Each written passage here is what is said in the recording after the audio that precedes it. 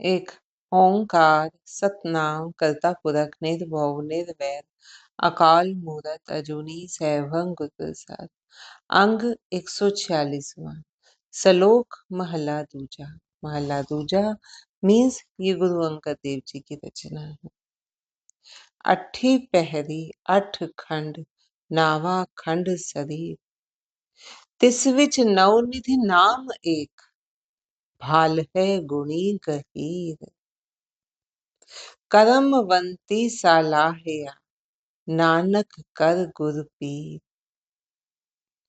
सृष्टि रचना में 8 पहर बनाए गए हैं और 8 ही खंड हैं इसके, लेकिन इसका 9वां खंड जो है वो व्यक्ति का शरीर है, जिसमें नवनिधि रूपी प्रभु नाम स्थित है, जिसे कोई विवेकी ही खोजता है।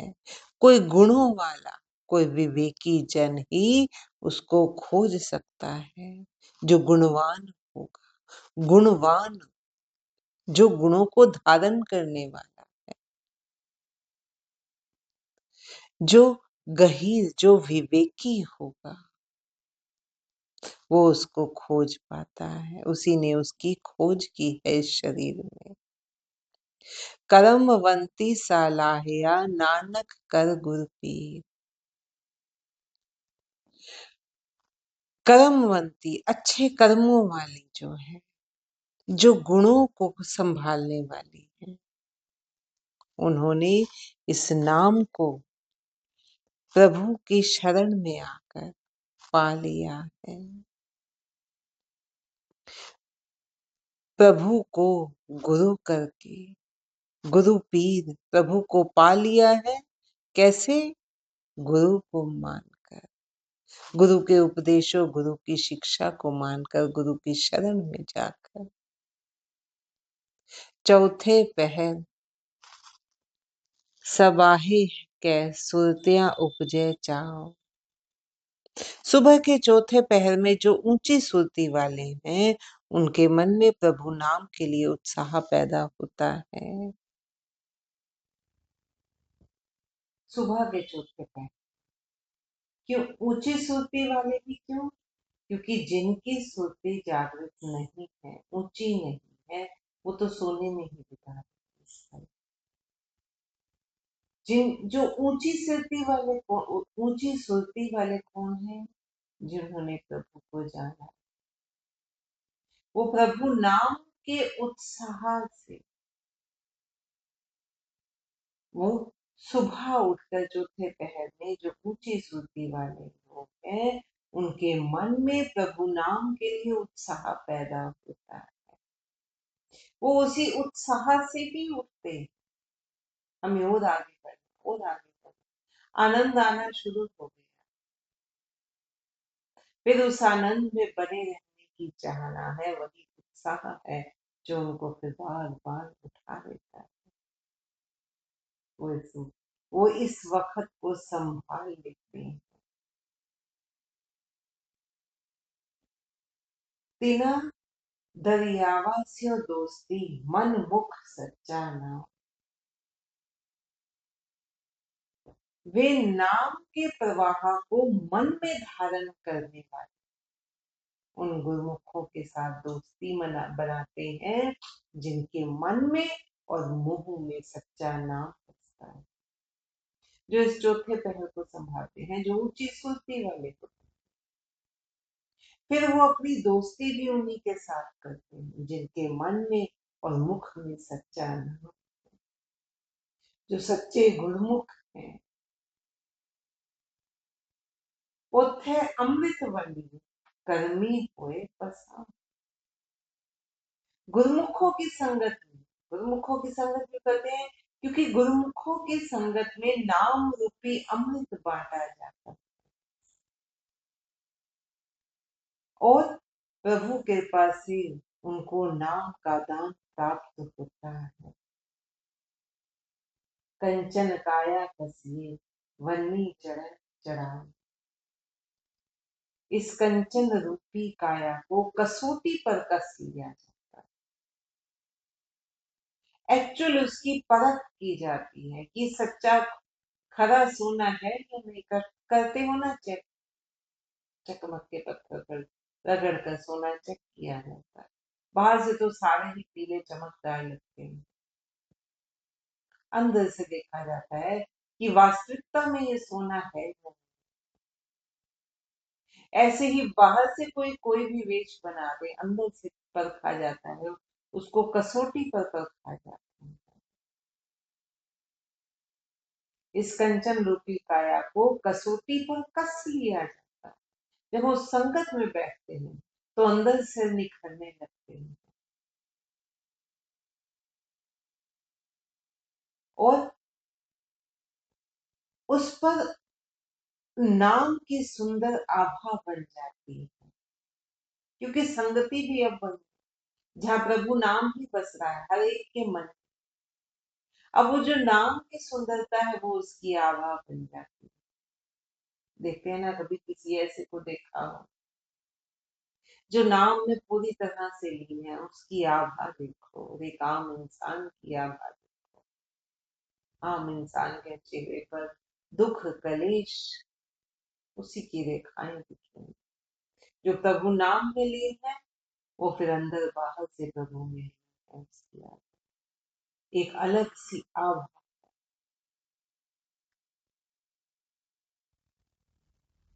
जे होवे नगर सराफ की बहुड़ न पानी का।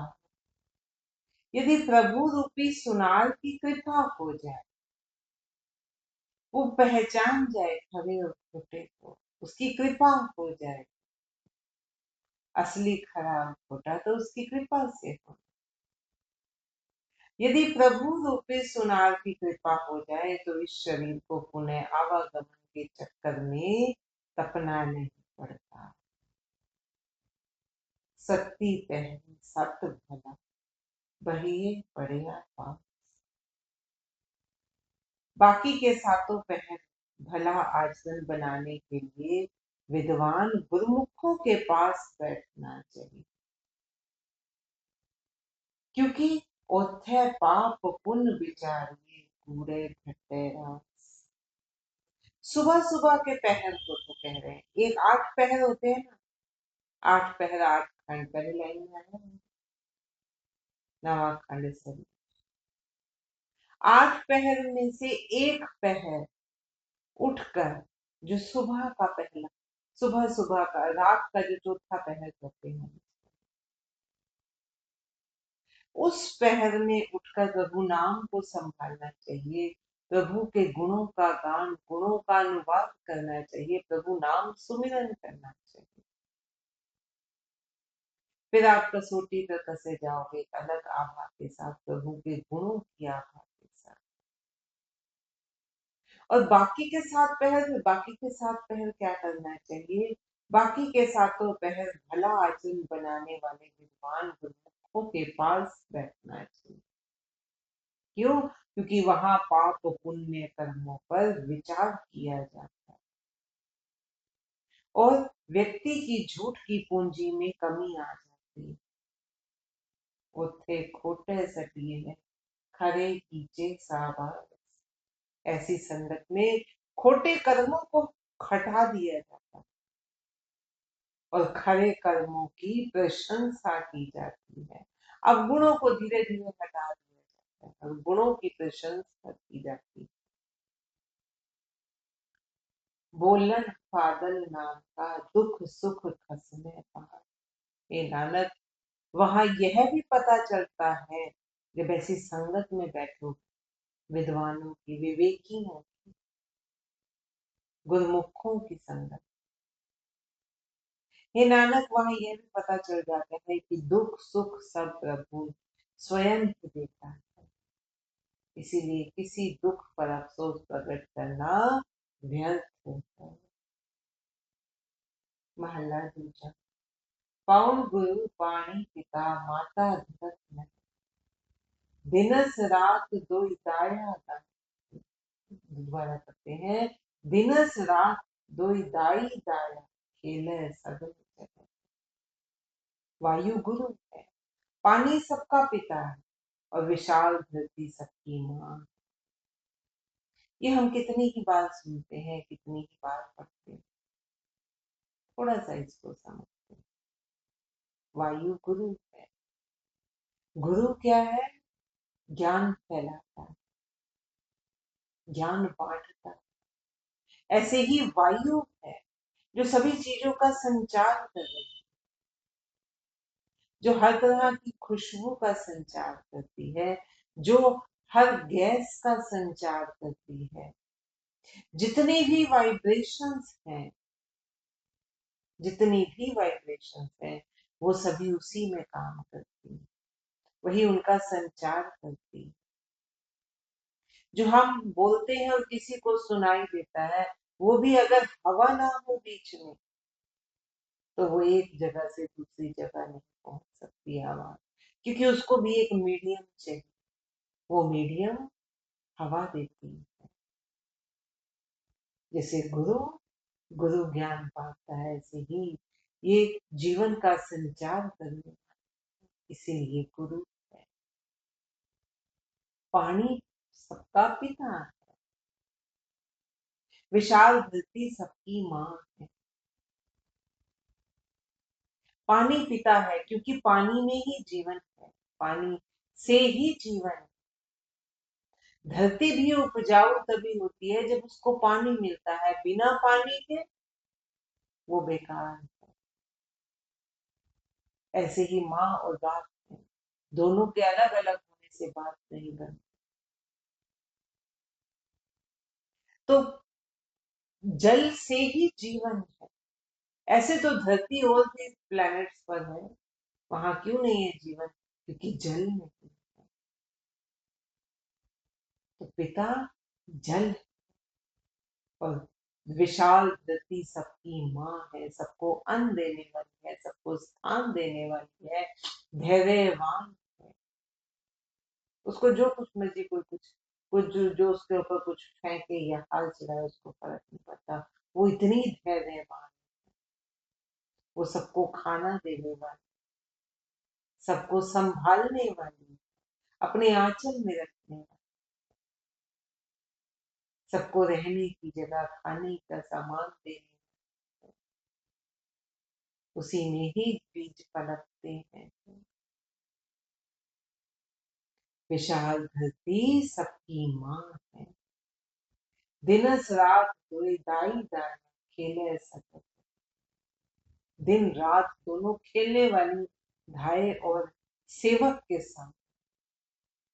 देख लो, दिन और रात के पहर में तो हम खेलते हैं, हम कार्य करते हैं, अपना हम अपना जीवन चलाते हैं, दिन में कार्य करते हैं, रात में थक कर सो जाते हैं। रात हमें सुलाती है, हमें शांत करती है।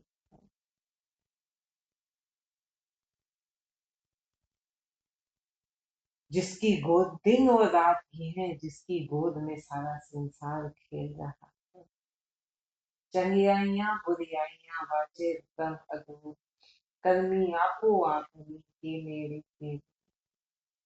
धर्मराज जीवों के लिए बहुत अच्छे बुरे कर्मों की बड़ी बारीकी से देखता विचारता है। अच्छे और बुरे कर्मों को बड़ी बारीकी से कैसे भावों को देखा जाता है, किसी का भाव कैसा है। कोई 100 दरवाजे बंद करके कर्म कर ले, परमात्मा फिर भी देख लेगा। क्यों? क्योंकि वो उसके भाव देखने वाले।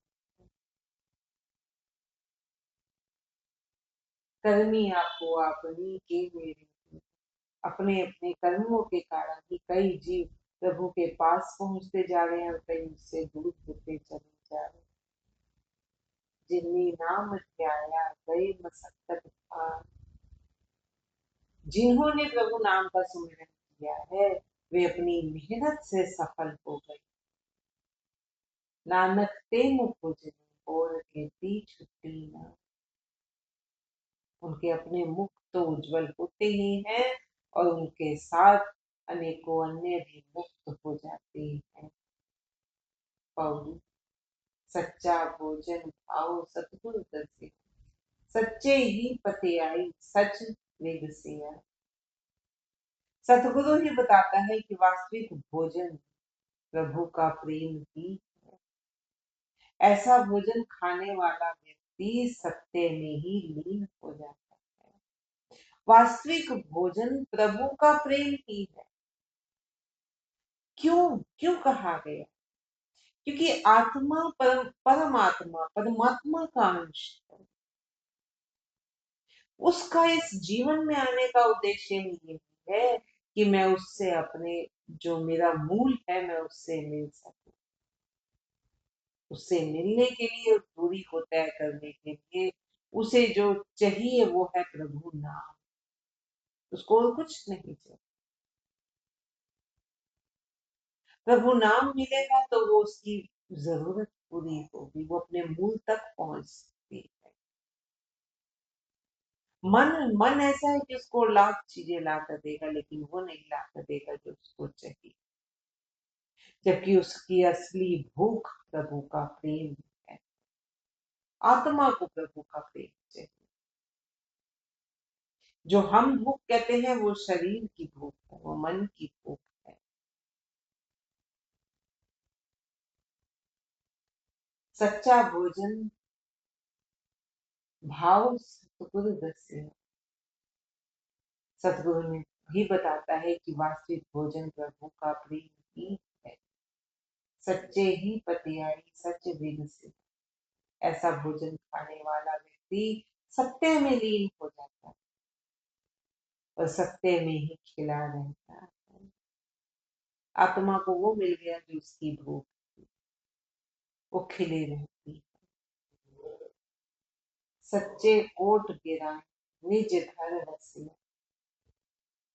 अपने मूल स्वरूप में टिका हुआ व्यक्ति ऐसा लगता है मानो वह किसी सुदृढ़ किले में रह रहा है, जिसने अपने मूल को पहचान लिया। अब उसको संसारिक भय कोई नहीं। वो ऐसे लगेगा जैसे उसको किसी का भय ही नहीं, जैसे किसी मजबूत किले में बैठा। क्यों? क्योंकि उसको जो चाहिए था वो उसको मिल गया। सतगुरु तुठे नाव प्रेम रहस्य। सतगुरु परमात्मा के प्रसन्न होने पर भी प्रेम में बने रहकर प्रसन्न रहा जाता है। सच्चे दे दीवान कूड़ न जाए। उस सत्य प्रभु के दरबार में झूठे बनकर नहीं जाया जा सकता। वहां तो सब कुछ उसके सामने है। वहां आप झूठ नहीं बोल सकते कुछ भी। झूठो झूठ वखाण सो महल हो आई। झूठ बोल बोल कर ही उस प्रभु महल को गवा दिया जाता है। सच्चे सबद निशान ठाक न पाए। जब सत्य शब्द का पहचान पत्र पास में हो तो कोई भी रुकावट सामने नहीं आती। सच सुन बुझ वखाण महल खुलाई। प्रभु का नाम सुनकर समझकर उसका सुमिरन करने के फलस्वरूप प्रभु के महल में जीव को बुलाया जाता है। सच सुन बुझ वखाण महल बुलाया।